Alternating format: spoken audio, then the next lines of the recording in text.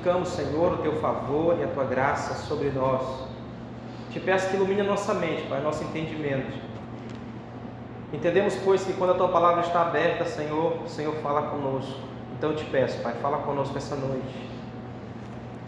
Que Teu Espírito Santo nos capacite a compreendermos, Senhor, a profundidade, a extensão.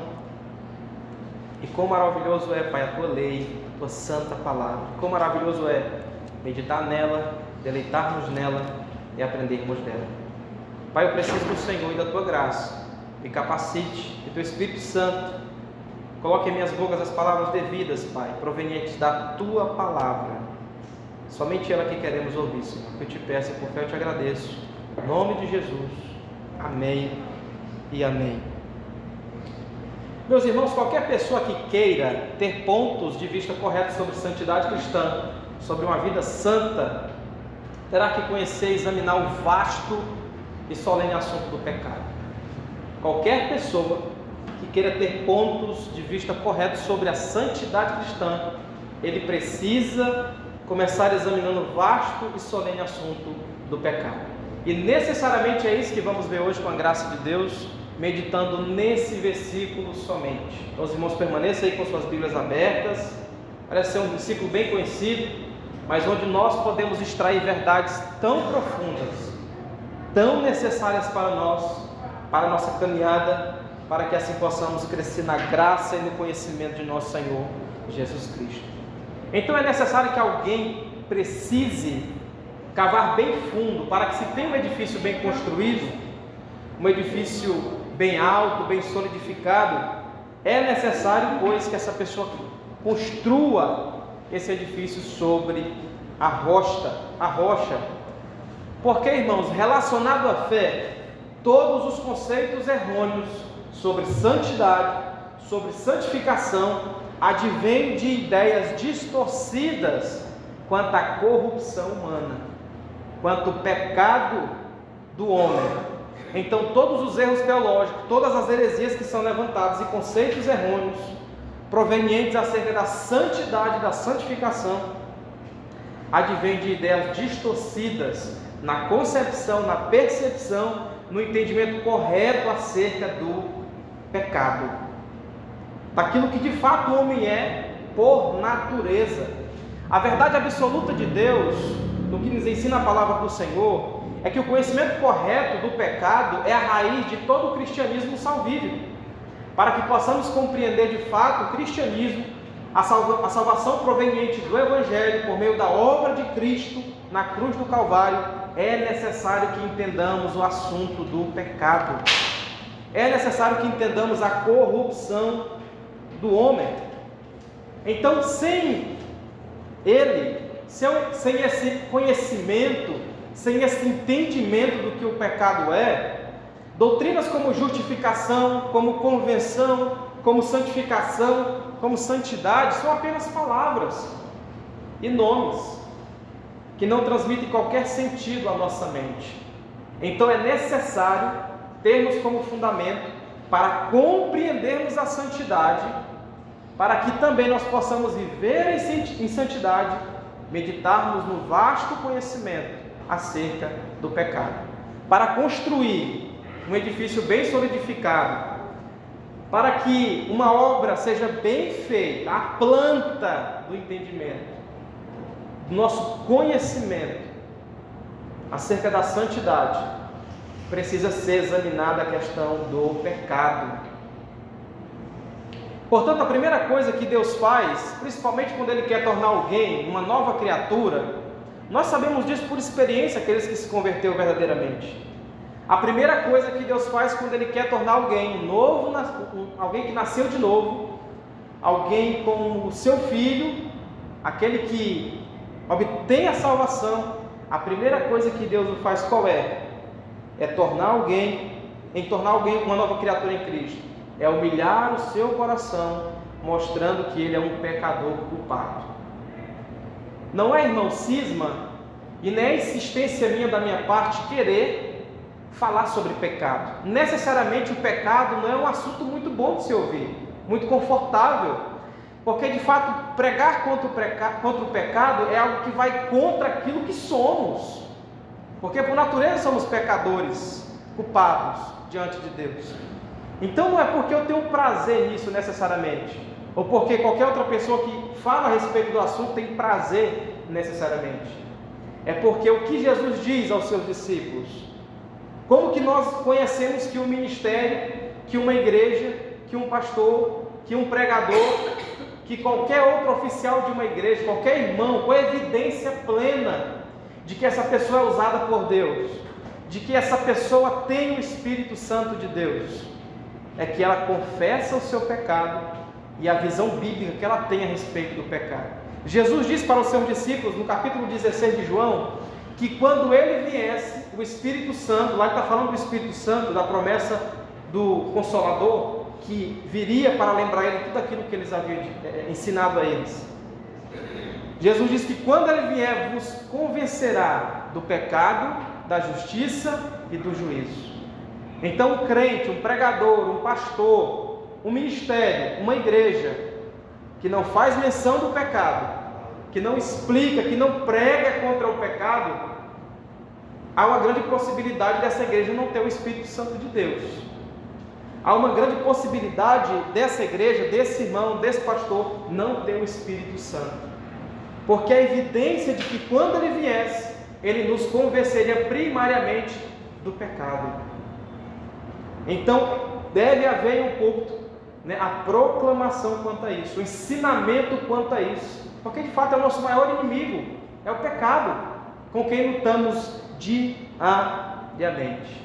Então nós entendemos isso, que quando a primeira coisa que Deus quer criar, quando Deus quer criar uma pessoa, fazendo a pessoa uma nova criatura, é humilhar o seu coração para que ela reconheça o seu pecado, que ele é um pecador, que ele é culpado diante de Deus. Nós precisamos entender, irmãos, que pontos de vista mal definidos acerca do pecado é que origina a maioria das heresias. A maioria das seitas são originadas de pontos errôneos acerca do pecado, da doutrina do pecado, erros gravíssimos. Então a maioria dessas heresias flui de falsas doutrinas em nossos dias, por às vezes terem igrejas, pastores, ministros que não fazem a menção do pecado e que evidenciam que não existe lá ali um agir do Espírito Santo de Deus, convencendo do pecado, da justiça e do juízo.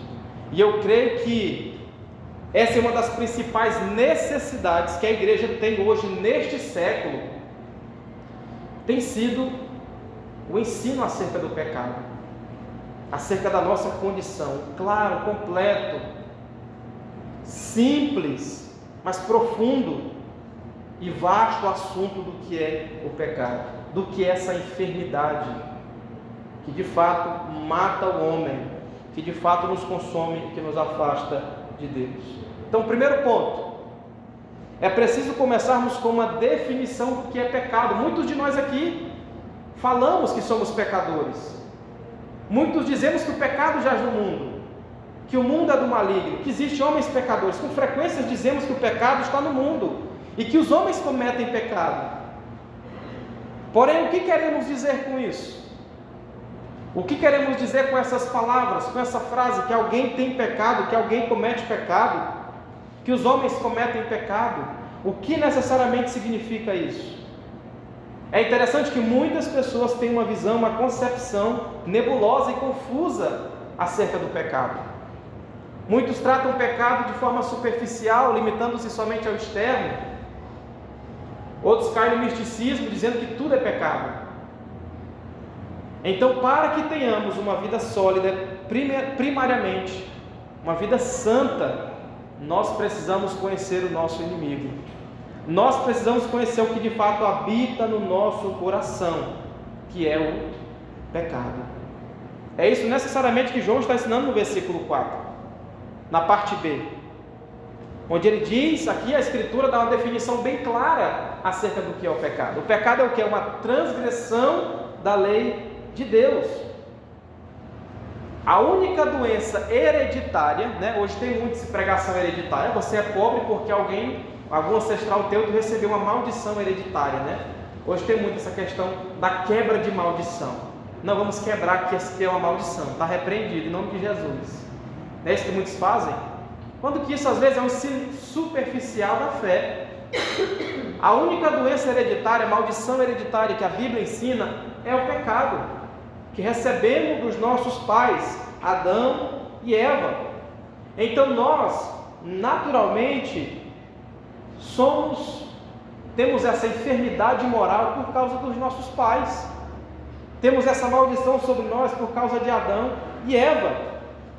Em suma, o pecado é aquela vasta enfermidade moral que afeta a raça humana inteira, em todas as classes e níveis, todos os povos, línguas e nações. Não há distinção. Não há distinção. E digo mais ainda, que um pecado, falando mais particular, de forma mais particular, ele consiste em praticar, dizer, pensar ou imaginar qualquer coisa que não esteja em conformidade com a lei de Deus, ou com a mente de Deus, ou com a sua palavra. Então, necessariamente, constitui-se isso o pecado. É a transgressão da lei de Deus, vai em oposição àquilo que Deus é. A lei de Deus é santa porque Deus é santo. A sua palavra é pura, justa, porque Deus o é. Então, o pecado é o oposto disso.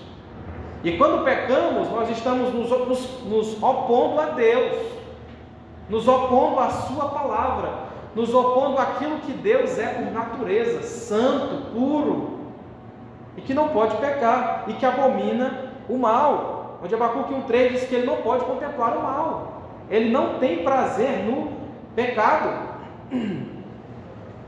Então o pecado necessariamente é isso, é qualquer prática, é qualquer dizer, é qualquer pensamento que não esteja em conformidade com a lei de Deus, com a mente de Deus, com a palavra de Deus. E essa é a melhor definição acerca de pecado, do que é o pecado. Onde João diz que ele é a transgressão da lei de Deus, da santa lei do Senhor. Então nós percebemos que o menor desvio, interno ou externo, a vontade e o caráter revelados de Deus, sendo tanto interno quanto externo, e manifestado às vezes no externo, constitui-se uma oposição àquilo que Deus o é, constitui-se em pecado, e imediatamente torna os homens e mulheres culpados diante de Deus. Então nós precisamos entender que naturalmente a gente também não precisa dizer para alguém que é um estudante ácido das Escrituras, que tem o Espírito Santo de Deus, que lê a Bíblia com atenção, que o homem pode quebrar a lei de Deus em seu coração e em seus pensamentos, mesmo quando não há qualquer ato externo ou visível de iniquidade. Aqueles que leem a Bíblia sabem muito bem disso, porque são expostos à lei do Senhor e percebem a pecaminosidade do seu coração, que qualquer ato externo ou visível, na verdade, não só isso condiz com o que é o pecado, mas que o seu coração internamente é habitado por ele. E Jesus explica isso muito bem em Mateus 5, 21, 28. Leamos o que Jesus diz no Sermão do Monte, capítulo 5, 21 até o 28. Ouvistes que foi dito aos antigos. Jesus aqui está dando uma interpretação espiritual da lei. Os fariseus e os saduceus eram hipócritas, porque dava muita ênfase à tradição e à concepção externa da lei. Só o vestir, só o beber, só limpar o copo, limpar o prato. Jesus está interpretando a lei aqui de forma correta, de forma espiritual. E ele diz: ouviste o que foi dito aos antigos, não matarás. E quem matar estará sujeito a julgamento. Eu, porém, vos digo que todo aquele que sem motivo se irá contra seu irmão estará sujeito a julgamento. E quem proferir o insulto a seu irmão estará sujeito a julgamento do tribunal. E quem lhe chamar tolo, outra tradução, né, raca, estará sujeito ao inferno de fogo. E aqui ele vai dar um exemplo, relacionado ao próximo, ao teu irmão, relacionado à oferta. Se tu trazeres a oferta ao altar e ali te lembrares que teu irmão tem alguma coisa contra ti, deixa perante o altar e vai te reconciliar com teu irmão. Acerca do casamento também, ele continua, aliás, acerca do divórcio, do versículo 27, ouviste que foi dito, não adulterarás, eu porém vos digo, qualquer que olhar para a mulher impura, com atenção impura no seu coração, já adulterou com ela. Então Jesus está dando ênfase à parte espiritual da lei. Os fariseus e os saduceus só viam o pecado num aspecto exterior, na tradição, onde para beber uma água deveria lavar o copo, deveria lavar as mãos, quando na verdade Jesus disse que a alma deles estava como rapina. Eles eram o quê? Sepulcros caiados. Você já viu um sepulcro caiado? Ele é todo bem feito, rochoso por fora. A gente tem ideia aqui do nosso cemitério, né? Como é que a gente faz? Mas só que por dentro o que tem? Tem osso, tem insetos, tem rapina, é ceboso, é sujo. Assim que é o homem. Jesus está dizendo para os fariseus: vocês por fora são bonitos, mas o coração de vocês é corrupto.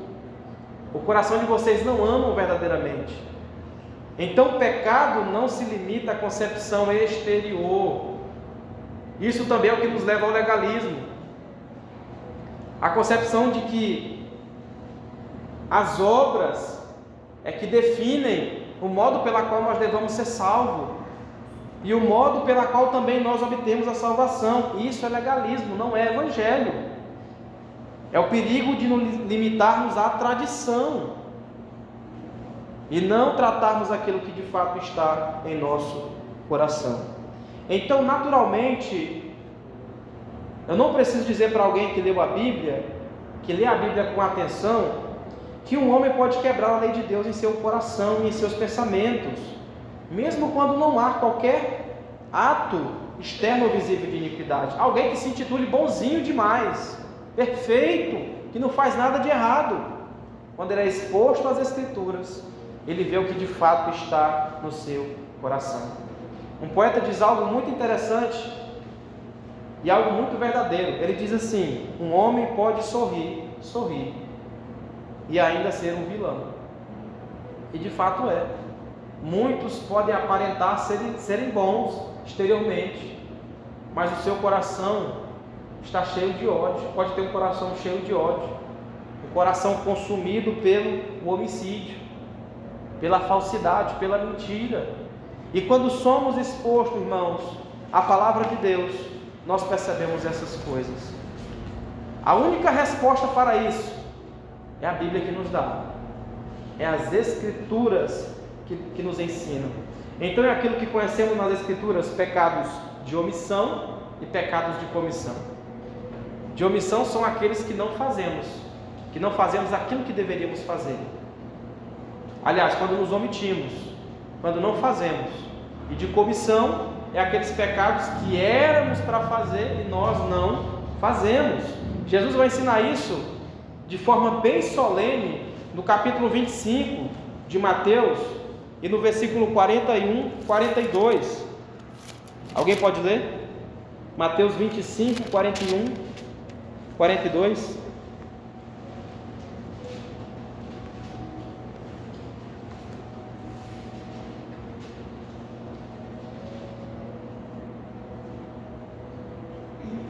Então, retirar também aos que estiverem à sua direita. 41, 42, Então, retirar também aos que estiverem à sua direita a raiva de inimigos para o fogo eterno, preparado para o diabo e seus anjos. Porque tive fome e não me deste de comer, e tive sede e não me deste de beber. 43.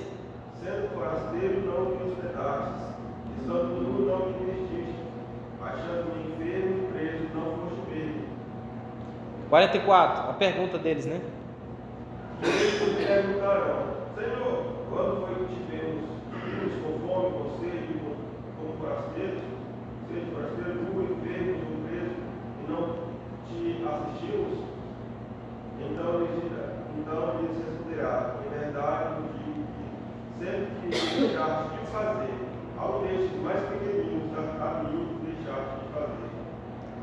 irão estes para o castigo eterno, porém os justos para a vida eterna. Mas quando, Senhor, que nós não fomos te acudir, né? Quando eu tive sede, não me deste de beber. Quando eu era forasteiro e não me hospedastes. Pecados de comissão. Ah, irmão Mateus, mas é que nem aquela famosa frase que existe, onde muitas pessoas dizem a respeito do pecado. Muitos falam assim, que o pecado não é pecado enquanto não percebemos e tomamos consciência dele. Então vejamos o que Jesus diz ainda, em Lucas 12:48. Aqui ele está falando do pecado de comissão, e o de omissão, quando não sabemos, né? Quando nos omitimos, ou quando nem sabíamos o que era pecado, né? Como que nós seremos julgados por isso? Lucas 12:48. Alguém pode ler? Que não soube a vontade do seu Senhor e fez coisas dignas de reprovação, levará poucos açoites, mas aquele a quem muito foi dado, muito lhe será exigido, e aquele a quem muito se confia, muito mais lhe pedirão. Até aquele, porém, que não soube a vontade do seu Senhor, até aquele que não soube, porque não há ninguém inocente diante de Deus, irmãos. Então as pessoas só acham aquilo que é pecado enquanto elas percebem, há uma percepção, quando que não.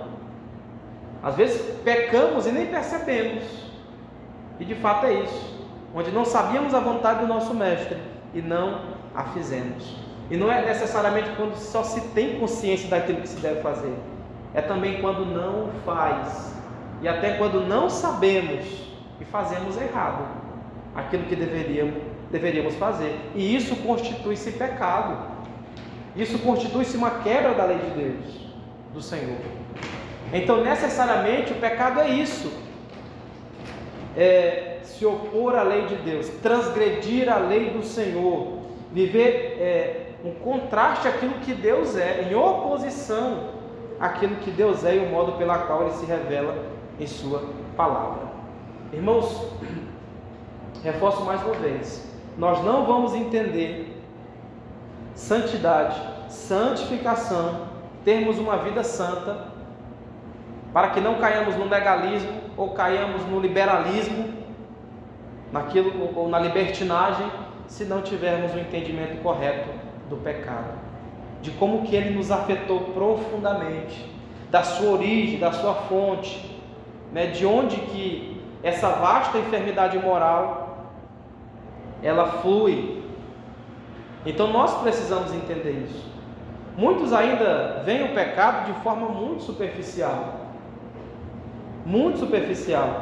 mas nós precisamos fixar a nossa mente e percebermos a pecaminosidade do nosso coração mediante as Escrituras, entendermos que ela começa, essa enfermidade, pelo lado de dentro e não pelo lado de fora. Não é necessariamente pelo que fazemos por fora que começa o pecado. Ele está enraizado naquilo que somos por natureza, naquilo que herdamos dos nossos pais. Então o pecado ele não resulta de um mau treinamento dos primeiros anos de vida. Não. É como muitos pais pensam, né? Ah, meu filho é assim por causa da escola. Ah, meu filho é assim por causa da igreja. Ah, meu filho agora está assim por causa da faculdade, por causa do professor, porque alguém falou isso para ele. Não é necessariamente isso, irmãos. Na perspectiva bíblica, o problema dos nossos filhos é o pecado. O nosso próprio problema é o pecado. Ele começa de dentro e não advém de fora. Não existe nenhuma influência de fora para que nós sejamos considerados pecadores diante de Deus. Isso emana de nós mesmos, daquilo que realmente somos. Então trata-se de uma enfermidade de família, que herdamos dos nossos pais, de Adão e Eva. Adão e Eva, eles foram criados à imagem de Deus, inocentes sim no princípio, viviam e tinham as características de Deus, possuíam uma justiça original diante do Senhor, mas com o advento do pecado, com a queda, eles se tornaram pecadores e corruptos, e desde aqueles dias, homens e mulheres que nascem agora em nossos dias, ou que nasceram depois de Adão, eles não nascem mais segundo a imagem e semelhança de Deus. Eles nascem segundo a imagem de Adão, a imagem do nosso pai. Nós nascemos segundo a imagem dele, já herdamos o pecado dele no nosso coração. Herdamos uma natureza corrupta e um coração inclinado para o pecado. A gente percebe que o mais lindo bebê, se você for notar, o mais lindo bebê do mundo, né? Eu lembro disso aqui, até pensei no Apolo. Você pode imaginar na sua cabeça aí o bebê mais lindo do mundo, que se tornou o raio de sol de uma família. Não é como sua mãe o chama de fato, de amor, ou de anjinho. Mas quando temos uma perspectiva bíblica, por mais que vejamos o sorriso dele tão inocente no berço, tão bonito, tão feliz, tão fofinho, mas se formos para o que a Bíblia nos ensina, nós nos achegaríamos para ele, não chamaríamos de anjinho ou de inocentinhos, mas de pecadorzinho, porque de fato é o que eles são. É de fato que eles possuem em seu coração a semente da iniquidade. Basta observarmos alguns anos para que eles desenvolvam que de fato, para que essa semente comece a germinar no coração deles, eles passem a praticar o mal. Então não existe o bebê mais belo que nasça no mundo e que traga alegria para uma família que não nasça com o pecado no coração, que nasça com essa semente que com o tempo vai germinando. Com o tempo vai começar a mentir, vai bater no outro, e tudo isso faz parte, irmãos, da natureza caída do nosso coração. E muitos pais, né, irmãos, querendo ser tão dóceis e bonzinhos com os filhos, nós às vezes, quando nossos filhos fazem algum ato bom, a gente fala, né, meu filho tem um coração tão bom, rapaz, fulano é tão bonzinho, não sei porque que ele não é crente, mas ele é tão bom, quando na verdade, irmão, não há ninguém bom, não há nenhuma bondade em nós, nenhuma bondade em nosso coração. E de fato os homens, apesar de que eles tenham sim, essas qualidades, a nobreza de alguns, é demonstrada assim pela capacidade que eles têm, né? Nas artes, nas ciências, na literatura, às vezes até em governo. Porém permanece o fato de que o homem está totalmente morto e destituído de qualquer conhecimento, amor ou temor a Deus. Naturalmente, pela graça comum do Senhor, muitos têm essas habilidades e capacidades, nobreza, qualidades, mas no tocante à parte espiritual, o homem está literalmente morto nos seus delitos e pecados, totalmente destituído de toda graça. E necessariamente foi isso que o pecado fez conosco. Foi o modo pela qual o pecado nos afetou, nos acometeu, a ponto de nos tornarmos inabilitados, incapazes de empreendermos e de nos inclinarmos para Deus. Então o homem, de fato, a gente poderia até dizer que ele tem sim um livre-arbítrio, mas é um livre-arbítrio preso, que é só por um lado. A escolha dele é só por pecado. A nossa única escolha por natureza é a inclinação para o pecado. Percebe que até a nossa escolha é escrava pelaquilo que é dominante em nosso coração. É uma vontade escrava daquilo que desejamos, daquilo que queremos, do modo pela qual queremos viver. E necessariamente, irmãos, com o tempo, com a vivência, nós percebemos que tudo isso, nós percebemos mediante o ensino das Escrituras que tudo isso provém do pecado, dessa semente que com o tempo vai germinando e que só pode ser podada pela pregação do Evangelho, que só pode ser podada pela ação do Espírito Santo, quando Cristo quer transformar uma pessoa numa nova criatura, quando ela é exposta à palavra de Deus e o Espírito Santo ilumina a sua mente para que ele compreenda o Evangelho, para que ele compreenda a vontade de Deus que é perfeita. Aí sim, com a capacitação, com a habilitação do Espírito Santo, ele poderá sim obedecer a Deus e viver segundo a vontade de Deus. Então é importante que nós entendamos, antes de prosseguirmos no assunto da santidade, o assunto do pecado. como nós somos afetados, irmãos. Irmãos, até aquilo que queremos fazer de bom, às vezes no fundo, nós queremos um pouco de glória para nós. Aquilo que nós nos empenhamos, às vezes, aparenta tanto amor e carinho, mas às vezes há ainda resquícios do pecado, né? As artes do pecado, e que só o Espírito de Deus pode poldar em nosso coração. E triste é, irmãos, para alguém viver no pecado, morrer no pecado, pois viverá assim eternamente sob o juízo, sob a condenação do Senhor.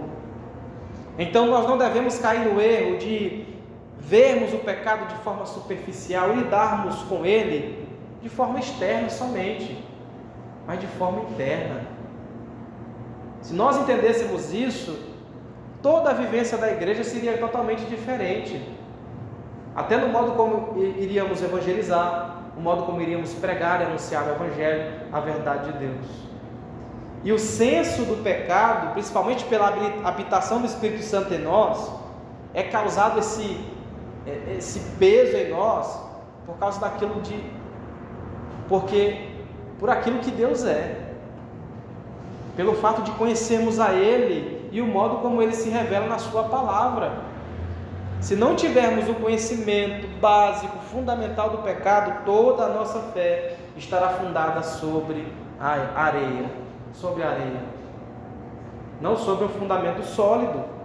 Então precisamos construir sobre um fundamento sólido, um edifício que de fato esteja enraizado nas Escrituras. É abrirmos a Bíblia e vermos aquilo que Ele tem a dizer acerca do pecado, da nossa própria identidade.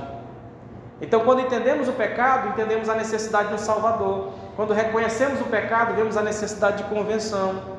Quando entendemos o que o pecado é, entendemos a necessidade de santificação, de separação, da contaminação desse pecado que reside em nosso coração, que só pode ser podado pela palavra, pela ação do Espírito Santo em nosso coração.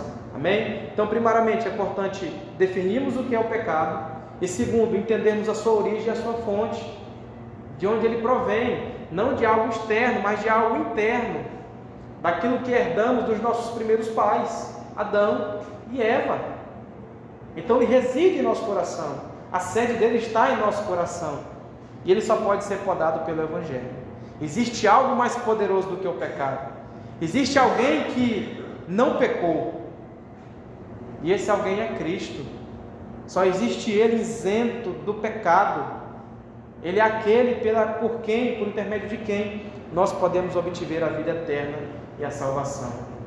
Reinou o pecado pela ofensa de um homem, mas pela obediência de um, não é isso que lemos no início? Pela obediência de um só, muitos se tornaram justos. E é necessariamente isso, porque onde abundou o pecado, superabundou a graça de Deus. Superabundou o perdão de Deus. Então há remédio, há solução para essa enfermidade moral do homem, para essa maldição hereditária. Ela só pode ser aniquilada, cortada, podada pelo poder do Evangelho, pelo poder da graça soberana de Deus em Cristo, de quem flui toda a santidade, toda a graça, toda a santidade. Por quem nós vivemos nessa vida, olhando nele, crendo nele pela fé, para que nós sejamos a imagem e semelhança dele, como que um espelho, como Paulo diz em 2 Coríntios 3,18, como que um espelho, contemplando a face do Senhor, sendo transformado de glória em glória pela semelhança do Senhor nosso Deus. Amém? Então hoje nós vamos nos deter nesses dois primeiros pontos, a definição do que é pecado e a origem e a fonte do pecado. Quinta-feira, com a graça de Deus, nós vamos ver mais 3 pontos acerca dele ainda, então não desanime, né? Assunto chato, pecado, mas é necessário, irmãos, para que compreendamos o que é santidade, o que é viver em santificação. Amém? Vamos ficar de pé e vamos agradecer a Deus pela sua graça e pelo seu favor para conosco.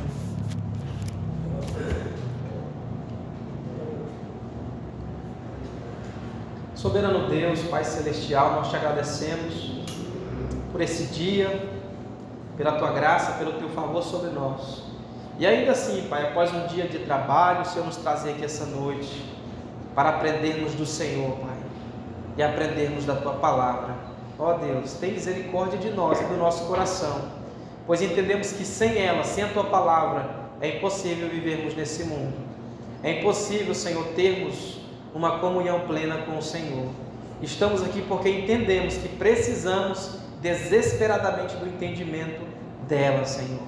Ó Pai, não permita que o pecado reine em nosso coração, pois compreendemos mediante o Teu Evangelho que temos graça suficiente para vencer o pecado, para vencer o mal que habita em nosso coração. E eu te peço, Pai, leva-nos em paz para os nossos lares e dá-nos um restante de noite abençoado em Tua presença. Abençoe também a família da nossa irmã Maria Gomes, pela qual temos o compromisso de orar durante essa semana. Tem compaixão daquela alma, Senhor, da Tua filha, Tua serva, que ela possa entender o Teu Evangelho dia após dia, compreender a vontade do Senhor.